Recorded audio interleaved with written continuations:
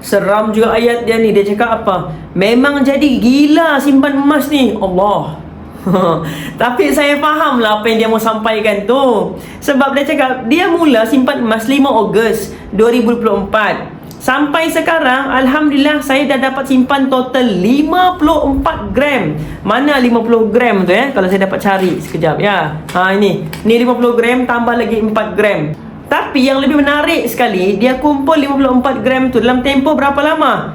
Dalam tempoh sebulan lebih je. Macam mana saya tahu? Sebab testimoni ni dapat pada bulan 9.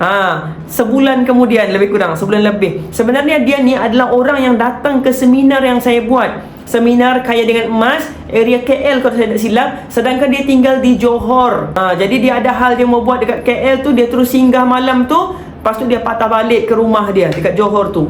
Semangat yang kuat untuk belajar. Sebab itulah bila kita ada ilmu, kita punya result tu akan agresif lagi.